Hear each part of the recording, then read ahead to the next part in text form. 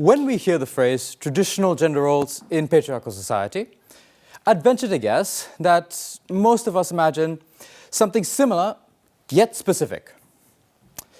I'd venture to guess that most of you, just now when I said that phrase, imagined a society where we trace our heritage through our fathers and our fathers' fathers, where inheritance is traditionally done through father to son, and where women, unfortunately, are considered silent partners, expected to be on the periphery, seen but not heard.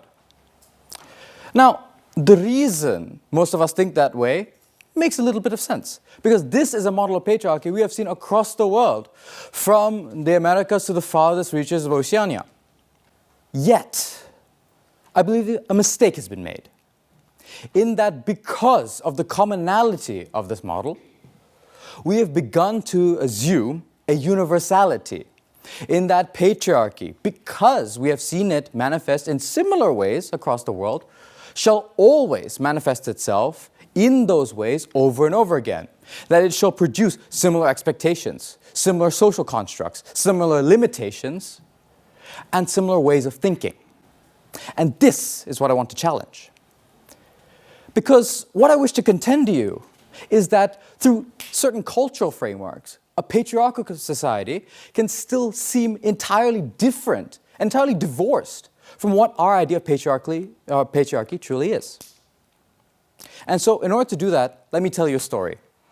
The story of my homeland, Kerala, a beautiful strip of green on the southwest coast of India. A land bounded by the mountains and the sea. So beautiful, we, very egotistically I might add, call it God's own country. A place where culture, history, tradition, language, and religion have met at the heart of the maritime Silk Road for thousands of years. And in that beautiful landscape lived my ancestors, the Nair people, a warrior aristocracy who occupied a great deal of roles, from taxmen to ordinary land administrators, higher-level farmers to the kings and the army.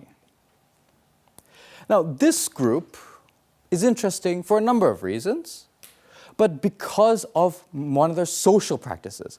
As when these warriors and taxmen and kings return to their homes, the homes they return to do not belong to themselves, nor their fathers or their brothers.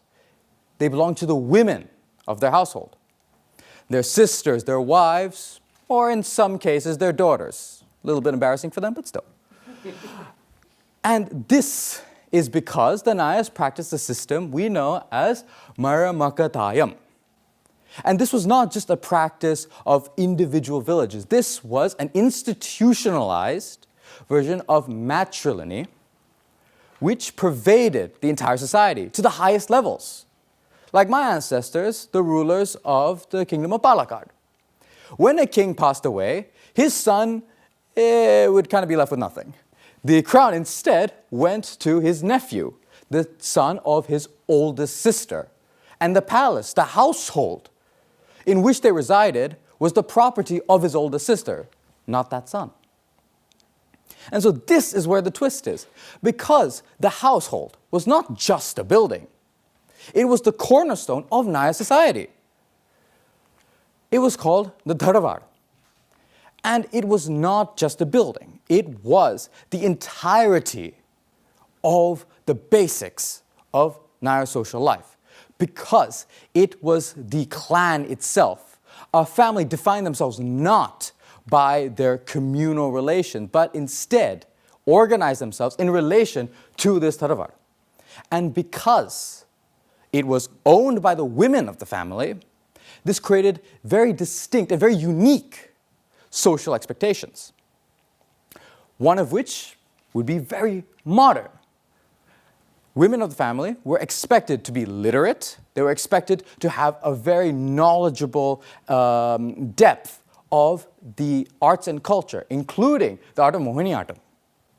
And as a part of this, many women were expected to know the basics of combat, as the Nairs were fundamentally a martial people.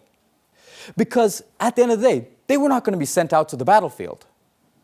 They were expected to be the last defenders of hearth and home. in many cases. But still, this was not some feminist paradise, girls rule, boys drool. This was still a fundamentally patriarchal society. The high arts, such as the art of Kathakali, were exclusively the domains of men. Though the house, the Tharavada, was owned by the women in the family, it was managed by the men. And in addition, even though this was still a very patriarchal society, this was additionally a feudal society. These were women of leisure. They did not toil in the fields. The privileges they enjoyed came, unfortunately, off of the backs of others. Yet still, within these social constructs, they were able to exercise freedoms and rights that to us seem strikingly modern. If we were to compare the average Nair woman to her European peers of the day, of the Middle Ages, it's like night and day. A woman in Europe at that time was reliant almost entirely on her husband or her father to derive her social status, her social legitimacy, and economic stability. Whereas for a Nair woman, she could do as she pleased because her stability was linked to her sisters or her mother. And this also affected personal relationships. A Nair woman could enter a type of relationship known as a sambandham, which she could start with a man of her own accord. And if she grew bored with the man, she could very unceremoniously kick him out of the house, sandal in hand. Now, this is very modern. This sounds foreign to us, as this was a society that pervaded thousands of years. This was being practiced during the Middle Ages. And so this is what I want us all to reflect on. Because even with these large constraints and these asterisks, if you will, on the rights that they possessed, they still had these. And for them, this was not something new. They weren't mold breakers in their society. This was tradition. And for them, the traditional gender roles endeared them to be owners, to be in charge of that section of their society. And so this is what I want all of you to reflect on right now. Look back at your heritage, at your past, and think, are there any of practices that would seem modern if we were to look at them in the right lens? Because history, much like this, is not a single image. Each individual portion is like a piece of a mosaic that, when viewed together, seems simple, seems like a single picture. Yet each individual piece is beautiful in and of itself. Now, some things we can understand look incredibly similar, yet when we examine them close enough, like each piece of a mosaic, they are different.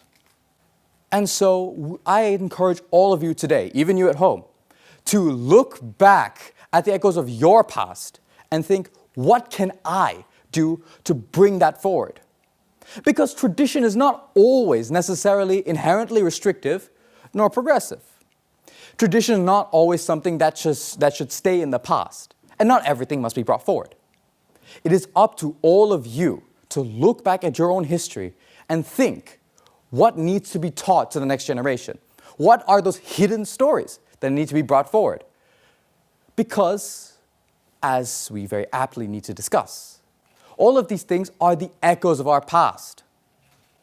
And you might not realize it, but one day you yourself will be the echo that the future generations will hear. So please, all of you today, go home, look back at your ancestry, look back at the practices that you even do today, and think, how will these become the echoes that the future generations will hear? And what can you do to make sure that you hear and adhere to the beautiful echoes that come from our past? Thank you.